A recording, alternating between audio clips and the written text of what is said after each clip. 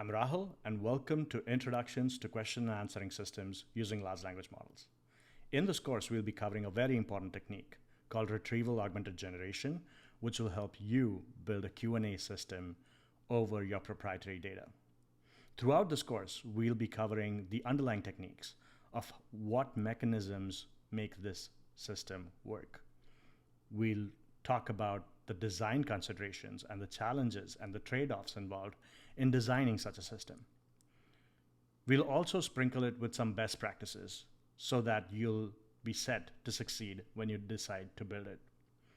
At the end of this course, you'll be equipped with the knowledge to build your own chatbot, a question and answering system that'll help answer your users' questions over proprietary data. Let's jump right into it.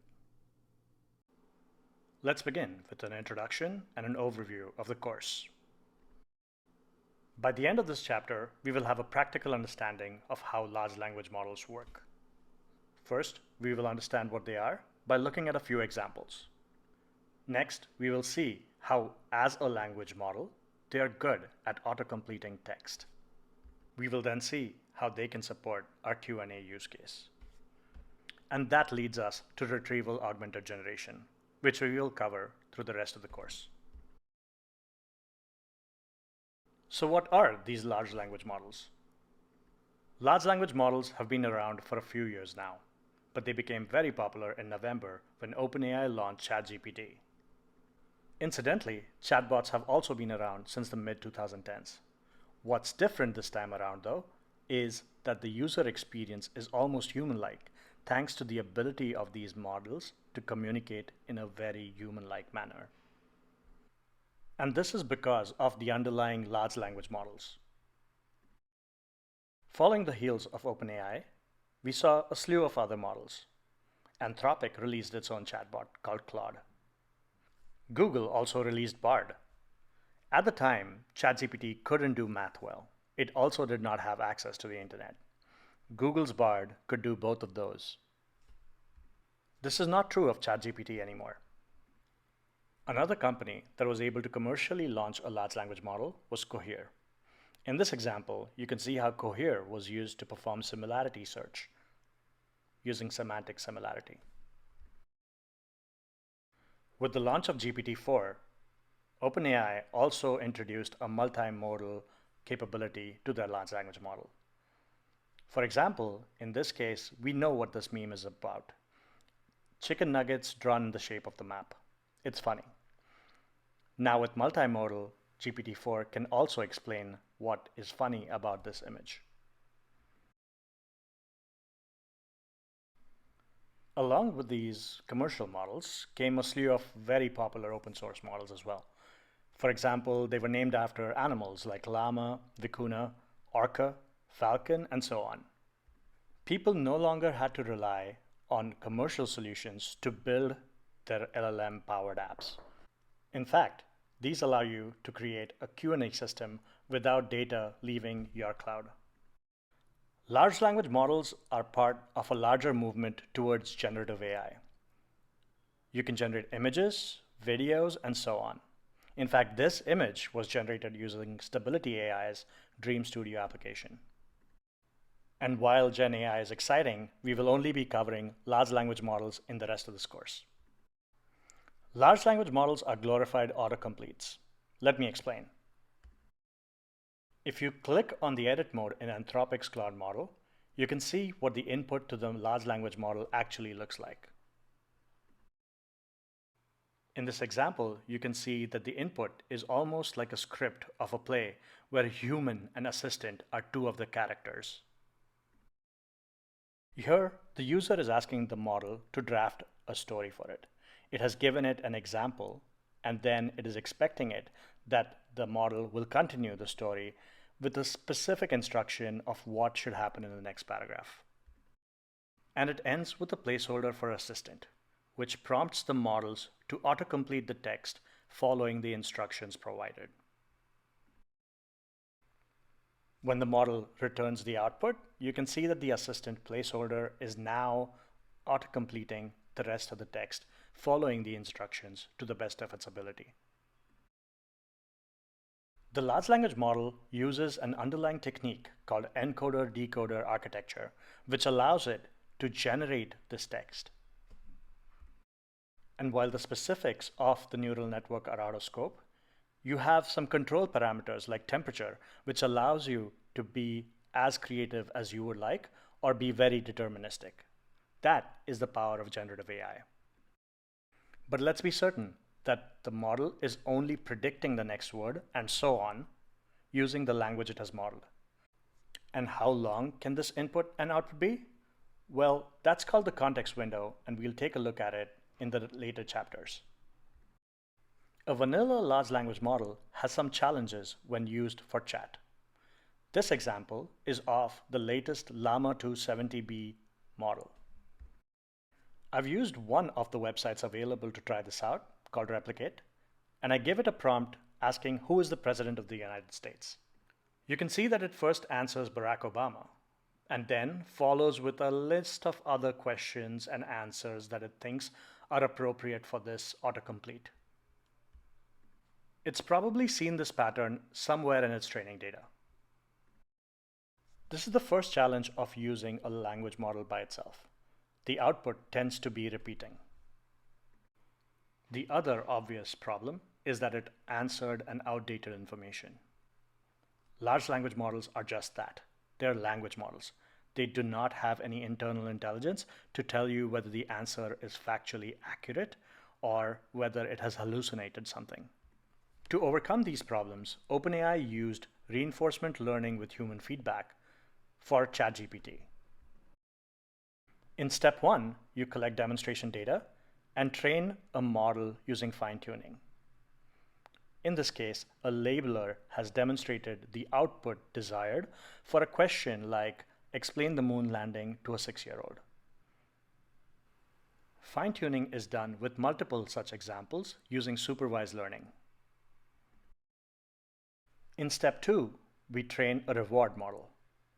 For the same question, explain the moon landing to a 6-year-old, there may be 4 potential outputs that we have seen.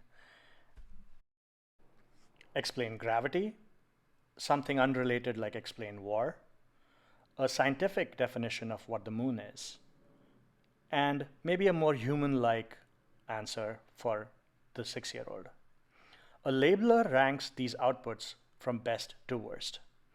This sequence is then used to train our reward model. And then in step 3, we optimize a policy against the reward model using reinforcement learning. For example, with a new prompt sampled from the dataset like write a story about prompts, the policy first generates an output. The reward model calculates a reward for that output. This reward is then used to update the policy using a PPO algorithm.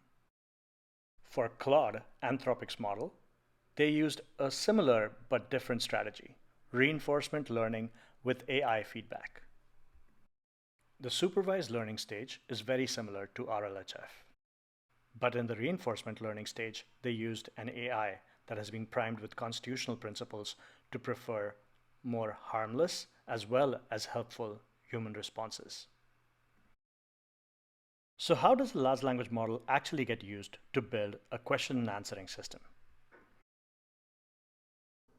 Let's look at this baseline attempt used to create an LLM-powered chatbot. In this case, I'm using Anthropic's Claude, but feel free to use any other model. We ask it, who is the President of the United States, to which it answers Joe Biden.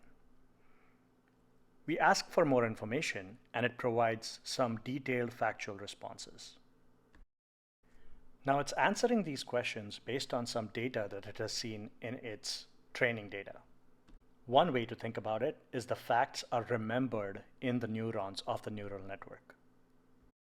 If you were to use a chatbot in a similar way, the architecture would be simple. Step 1, user asks a question in the chat UI. Step 2, you feed that to a LLM and generate the response. Step 3, you respond back to the user. Let's consider a different kind of question. Assume you're creating a chatbot for a financial institution. A user of that financial institution can have a question like, how much money do I have in my bank account? to which they would expect an answer showing the most recent value. Unfortunately, a large language model does not have that information. In fact, it might provide some related information, but not the exact answer. In this case, the LLM fails because it doesn't have the answer in its neurons. You may also be unable to train the model with proprietary data because it doesn't have any access control mechanisms. And as we've discussed before, LLMs might hallucinate. This is where retrieval augmented generation comes in. Also known as RAG, a retrieval augmented generation architecture works like this. The user asks a question in the chat UI. The retrieval engine then uses a model for the query generation. The output of the query generation can actually be a vector that you can use for a vector DB search. It can be an API call that you can use for a RESTful interface, or a SQL query that you could use on a database warehouse. An example of document-based retrieval is to search knowledge bases for customer support. In our previous banking information example, we'd be using an API call to get the latest data. A business analyst might want to create a SQL query for a database warehouse. The retrieval engine uses a vector DB search to search for similar document. It uses RESTful interfaces to search with functions, or uses SQL to search a data warehouse. The next step is to synthesize the answer from the results retrieved from one or more of these sources and respond back to the user. Here, the large language model summarizes the answer from the different sources so that the human can consume it. Let me tell you how the rest of the course looks like. After this introduction, we'll cover how we can use semantic search to answer questions.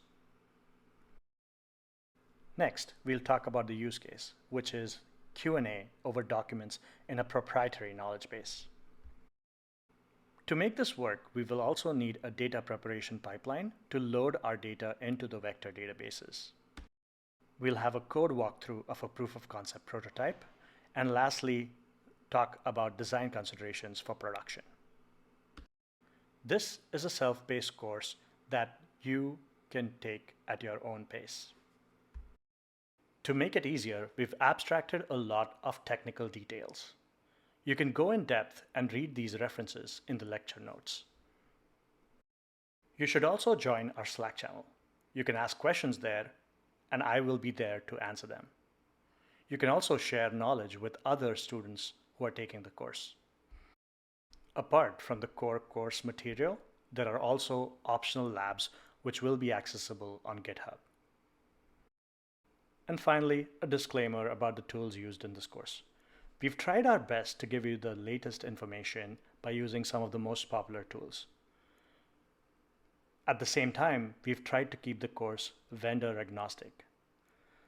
So none of the tools used are an endorsement of the tools that we chose. A lot of other tools are available, and you should choose the best tools that suit your purpose. That's it for this chapter.